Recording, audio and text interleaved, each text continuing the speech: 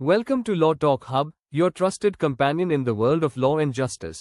यहाँ हम सरल भाषा में समझाते हैं कानून की किताबें, ऐतिहासिक फैसले और संविधान की गहराइयाँ. Stay tuned for deep insights, real cases, and courtroom brilliance. Let's begin today's legal journey.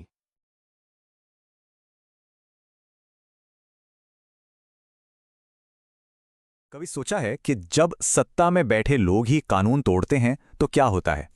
Supreme court का एक हालिया फैसला इसी सवाल का जवाब देता है और ये फैसला भारत में हर किसी के लिए जानना जरूरी है. चलिए समझते हैं कि कैसे.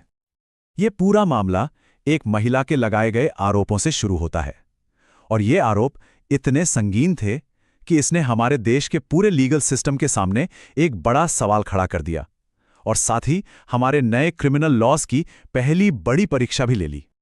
तो ये सिर्फ एक केस नहीं था, ये अपने आप में एक पूरा सफर था. एक आम शिकायत से शुरू होकर यह मामला देश की सबसे बड़ी अदालत यानी सुप्रीम कोर्ट तक पहुंच गया और इस पूरे सफर में एक बिल्कुल नए कानून की मजबूती और इसकी कमियां दोनों ही सामने आ गई. अच्छा, तो इस पूरे कॉम्प्लेक्स मामले को आसानी से समझने के लिए हमने इसे 5 हिस्सों में बांटा है.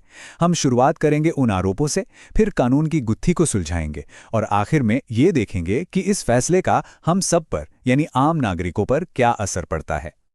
देखिए, हर कानूनी मामले के पीछे ना एक इंसानी कहानी छुपी होती है.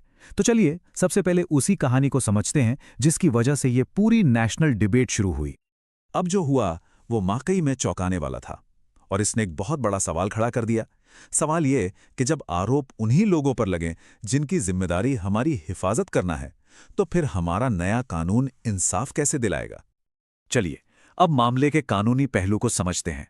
ये पूरा केस एक नए कानून के इर्द गिर्द घूमता है, BNSS यानी भारतीय नागरिक सुरक्षा संहिता.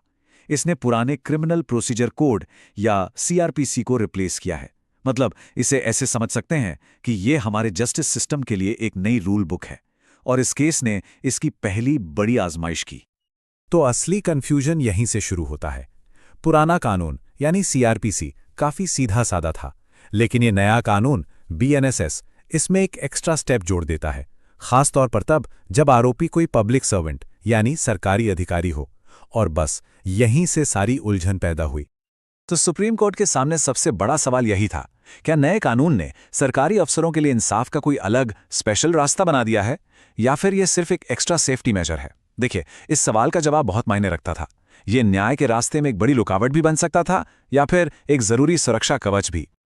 तो फिर कोर्ट ने इस कानूनी गुत्थी को सुलझाया कैसे? इसके लिए उन्होंने एक खास लीगल प्रिंसिपल का इस्तेमाल किया जिसे कहते हैं हार्मोनियस रीडिंग या सामंजस्यपूर्ण व्याख्या. चलिए समझते हैं कि ये आखिर है क्या. ये जो कोर्ट का कोर्ट है ना, यही पूरे फैसले का सार है. अगर आसान भाषा में कहे तो कोर्ट ने साफ कर दिया कि कानून के ये 2 हिस्से यानी सबसेक्शन 3 और 4 ये एक दूसरे के खिलाफ नहीं हैं, बल्कि एक ही टीम का हिस्सा हैं और इन्हें मिलकर ही काम करना होगा. इसको एक पजल या पहेली की तरह समझिए. कोर्ट ने यह नहीं कहा कि पजल का एक टुकड़ा दूसरे से ज्यादा जरूरी है, बल्कि उन्होंने ये दिखाया कि कैसे ये दोनों टुकड़े एक साथ जुड़कर एक पूरी और साफ तस्वीर बनाते हैं. तो अब नई प्रक्रिया ये बनी है और ये मैंडेटरी है यानी अनिवार्य. मतलब शिकायत करने वाले को एक शपथ पत्र यानी एफिडेविट देना ही होगा और मजिस्ट्रेट को भी आरोपी अफसर के सीनियर से रिपोर्ट मांगनी ही होगी. ये दोनों ही कदम अब एक ही प्रोसेस का हिस्सा बन गए हैं.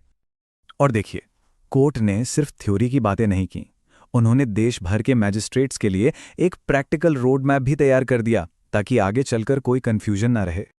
यहां एक बहुत जरूरी बात समझने वाली है. ये कोई ऑटोमेटिक या रोबोटिक प्रोसेस नहीं है.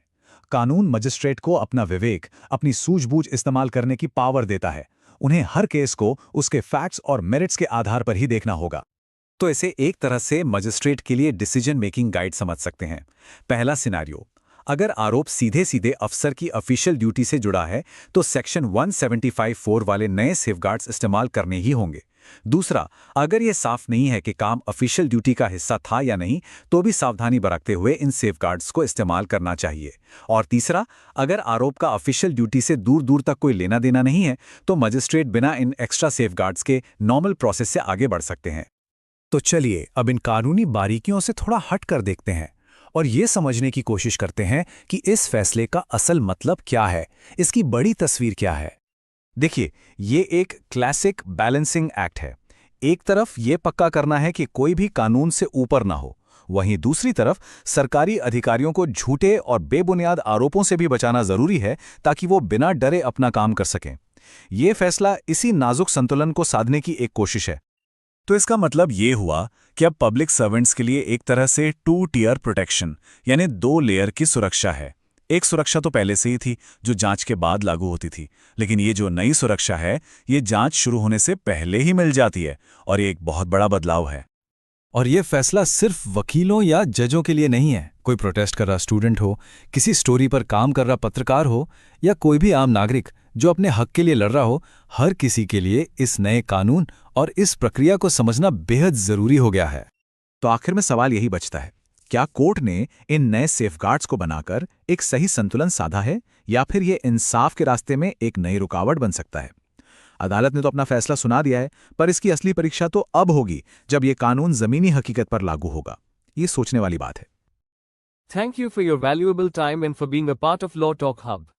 नए वीडियो और न्यायिक ज्ञान के लिए जुड़े रहिए। Don't forget to like, share and subscribe. See you in the next one.